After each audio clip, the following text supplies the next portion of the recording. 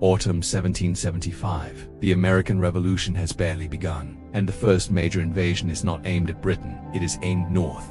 On this channel, we tell the quiet side of history, the decisions behind the battles, the systems beneath the slogans, and the moments where restraint mattered more than bravery. This is not just the story of an American army marching into Canada, it is the story of why the United States never became a continental empire in its first year of existence. Why a war for independence almost became a war of expansion, and why that failure shaped the border that still exists today. In 1775, the American colonies were not yet a nation. They were a collection of provinces with a shared grievance and an uncertain future. British power still surrounded them. To the east, the Royal Navy controlled the Atlantic. To the south, Loyalist strongholds remained intact, and to the north, Britain held Canada. Canada was not an abstract concern. It was a fortified British province with professional troops, supply depots, and access to the St. Lawrence River. From there, British forces could strike deep into New York and New England. To American leaders, Canada looked less like a foreign country and more like an exposed flank. There was also another assumption at work. Many revolutionaries believed Canada was waiting to be liberated.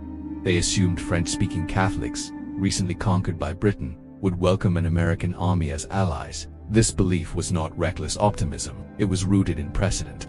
Empires often fell not because of defeat, but because local populations refused to defend them. If Canada could be persuaded, or pressured, to join the rebellion, Britain's position in North America would collapse. The logic was simple. The consequences were not. The decision came quietly. In the summer of 1775, the Continental Congress approved an invasion of Canada, not a declaration, not a speech, a resolution. Two armies would move north, one through the familiar route along Lake Champlain, the other through the wilderness of Maine, aiming directly at Quebec City. This was not desperation. It was strategic ambition. The American leadership believed speed would substitute for strength, that momentum could replace logistics, that the appearance of inevitability would do the rest. For a revolutionary movement still improvising its own government, this was a test, not of courage, of coordination. The First Army, under General Richard Montgomery, moved methodically. Fort Ticonderoga fell. Montreal followed with minimal resistance. On paper, the invasion was working. The Second Army was a different story. Led by Benedict Arnold, it took the most direct route to Quebec, and the most punishing. The maps were wrong. The rivers were impassable. Supplies rotted. Men starved. What looked like boldness became attrition. This was the central tension of the invasion. Two approaches to war colliding.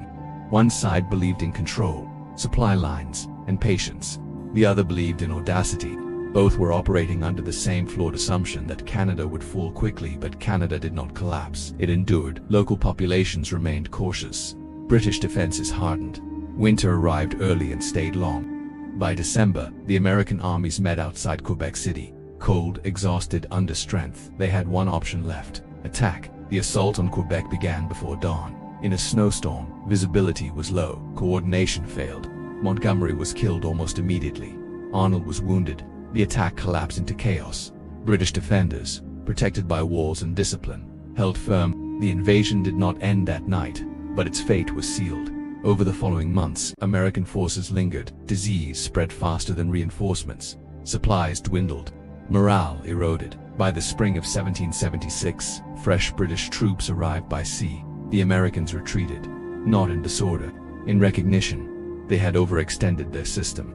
The failure was not tactical, it was structural. The Continental Army had proven it could fight, but it had also learned what it could not sustain. The invasion of Canada is often treated as a footnote, a failed gamble, a forgotten campaign, but its consequences were profound. First, it fixed the northern boundary of the future United States, not by treaty, by experience.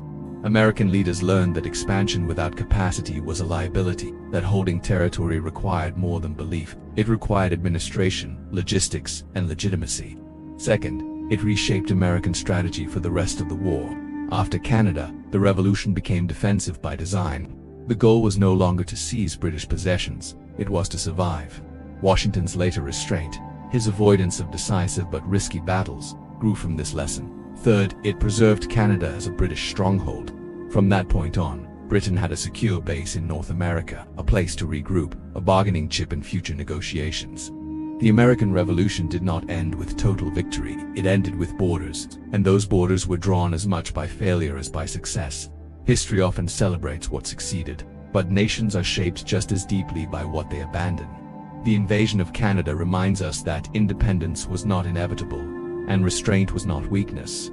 If you want to explore more moments where quiet decisions redirected history, tell us which story should come next. And if this kind of storytelling matters to you, like the video, subscribe, and stay with us for the next chapter.